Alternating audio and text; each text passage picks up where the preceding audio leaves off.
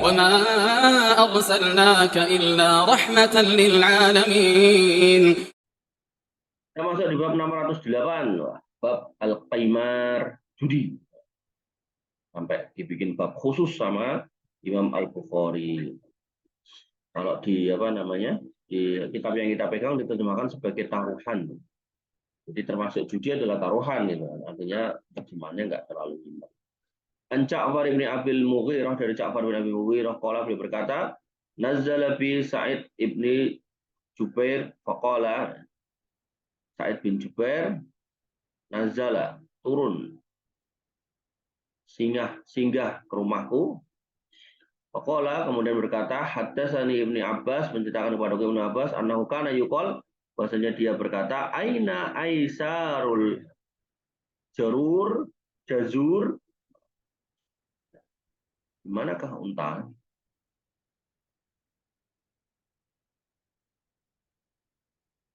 Wa yastami'u al-asyratu fastarunal jazura bi asrata faslana ilal fisol. Maka berkumpullah 10 orang. Lalu mereka membeli seekor unta dan membaginya mulai dari 10 potong sampai 1 potong, potong-potong untanya. Fatasiru litis ata, mereka kemudian fayajiluna siham fatasiruna litis ata. Mereka kemudian membuat bagian-bagian undian, jumlahnya sampai 9 bagian. Hatta tasiru ila wahidin, sampai menjadi 1 bagian. Wa yaghrumul akharuna fasilan ilal fisal wa huwal maisir. Dengan yang lain yang tidak dapat bagian membayar bagian tadi sampai pada 1 bagian, maka ini adalah judi. Intinya ya kan, ada unta dipotong. Nah, ini harusnya dibagi-bagi aja gitu kan. Terus mereka kok kemudian ya bikin undian dengan bayar, misal bayar 100.000. Nah, diundi dapat 9 potong, kasih 9 potong. Ada yang dapat 1 potong. Nah, membayar untuk mendapat undian, sedangkan yang didapat nanti nggak sama dengan temannya, artinya ada orang yang dirugikan, maka itu adalah al-maisir. Nama lain dari qimar itu adalah al-maisir, judi. Ini sama kayak mancing itu loh. Tiketnya biasanya piro jar? Kayak mancing tiketnya piro jar? Nggak tahu. Oh, angga yang ngerti. Piro enggak? Sing nek. Nah, 75. Anggaplah 75.000 gitu. Atau 100.000. Bayarnya segitu setiap orang ya toh. Bayarnya sama toh. Nah, kenapa? Sini nggak tahu. Oh ya, anggaplah sama gitu. Terus pancing. Pertanyaannya, kan ada orang yang dapat 100 kilo misal gitu.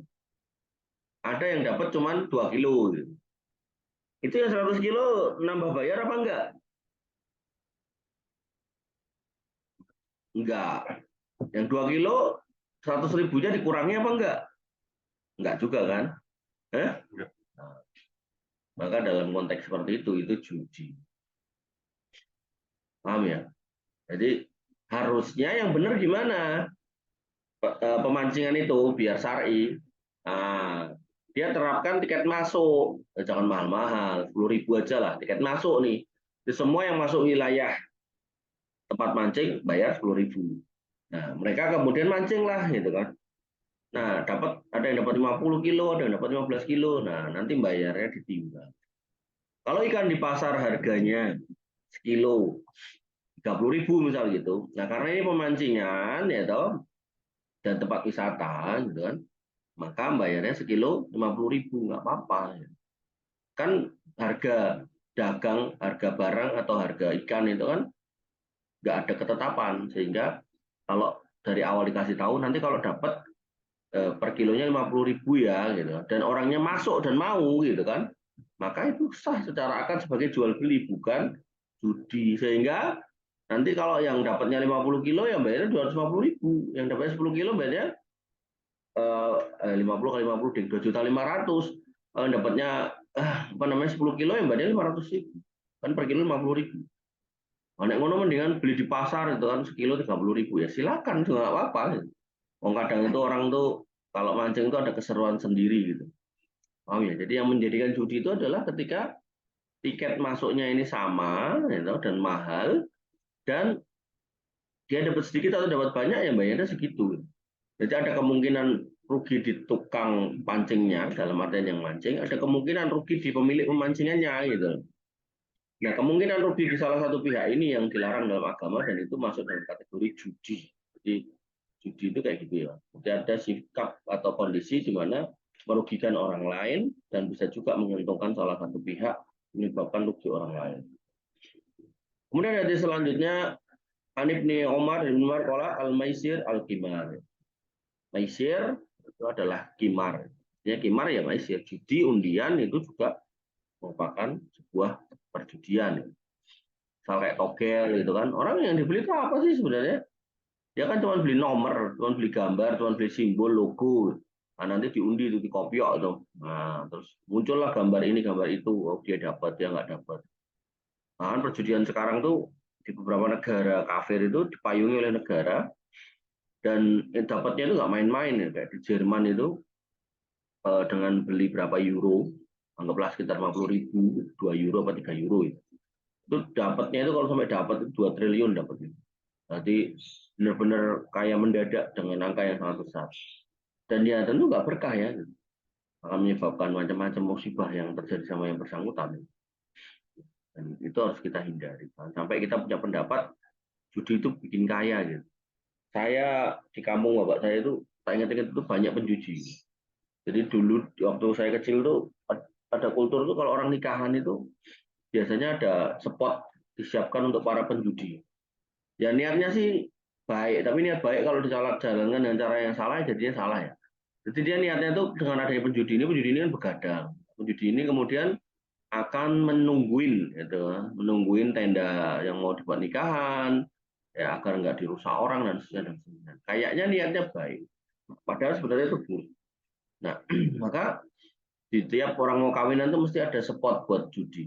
Parah lagi ya orang judinya ini disuguh gitu, dikasih makanan, kasih minuman gitu kan, hingga mereka bisa betah di situ 2 hari nggak pulang itu betah. Nah ya kalau masih punya duit ya, kalau udah punya duitnya habis ya tetap pulang. Nah yang terjadi adalah saya niteni gitu loh, siapa tuh orang-orang yang suka ke situ? Oh si Fulan A, B, C, D. Tak niteni sampai hari ini nggak ada satupun yang kaya. Sampai hari ini nggak ada satupun yang kaya. Yang ada mereka itu susah hidupnya gitu kan, ruwet gitu kan.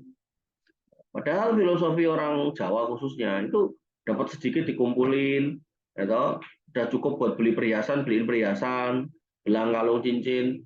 Nah, kemudian dikumpulin lagi, udah cukup buat beli kerbau, beliin kerbau. Ya, kerbonya beranak pinak, jadi banyak, ya. Cukup buat beli sawah, dijual buat beli sawah. Itu yang benar itu orang Jawa itu kayak gitu. Bukan kemudian dapat sedikit buat judi biar banyak, nggak jadi banyak kerja lagi.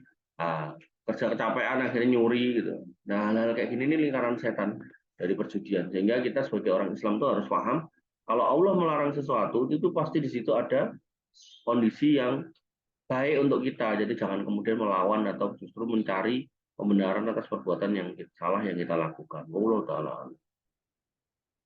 Semoga apa yang kita sudah bahas dan kita sudah dialogkan, diskusikan, meninggalkan ilmu yang bermanfaat buat kita semua. Akhirul kalam, subhanakallahumma bihamdika, asyhadu an la ilaha illa anta, astaghfiruka wa atubu ilaik. Assalamualaikum warahmatullahi wabarakatuh.